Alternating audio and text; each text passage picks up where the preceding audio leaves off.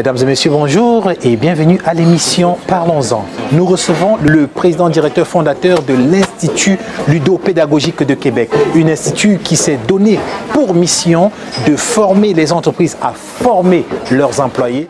Pour mieux en parler, je pense que nous allons aller discuter avec le président directeur général fondateur, M. Eli Rodrigue Belogone. Allons-y. Bonjour M. Eli.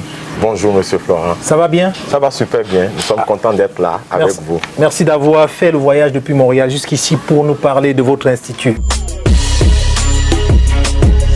Merci beaucoup de nous donner l'occasion parce que c'est sur ce programme que nous travaillons actuellement. Parfait. Que ce soit surtout au niveau des entreprises. Qu'est-ce que nous avons remarqué?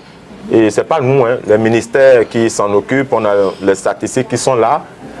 Nous avons remarqué qu'au-delà que le français soit une problématique politique, c'est devenu une problématique économique.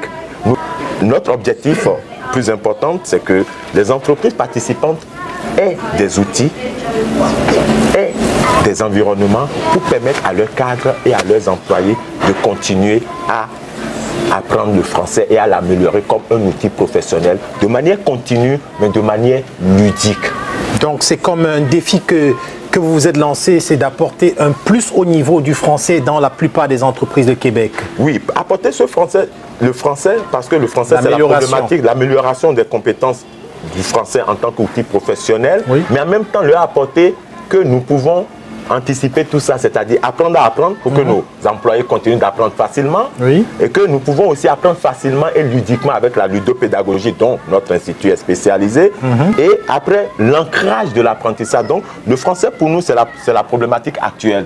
Donc en la réglant, en apportant des solutions ludopédagogiques, nous informons aussi les entreprises qu'il y a d'autres manières de faire pour que nous ne soyons pas confrontés aux mêmes difficultés d'année en année. Donc, si chaque entreprise intègre dans son entreprise et au niveau des employés et des cadres, apprendre à apprendre, apprendre efficacement et avec plaisir et ancrer l'apprentissage, ben nous allons passer au travers, que ce soit le français, la pénurie de main-d'œuvre et la qualité de la main-d'œuvre sur tous les aspects. Le français, c'est un début parce que c'est la problématique actuelle, mais c'est tous les autres pans d'apprentissage et de formation continue dans les entreprises.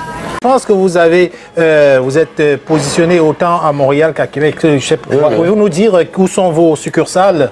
Nous avons notre siège social au 2300 Albert et Alfred Nobel, qui est le Technopark du Canada. Le Technopark, c'est un espace très intéressant qui regroupe pratiquement 200 à 300 entreprises.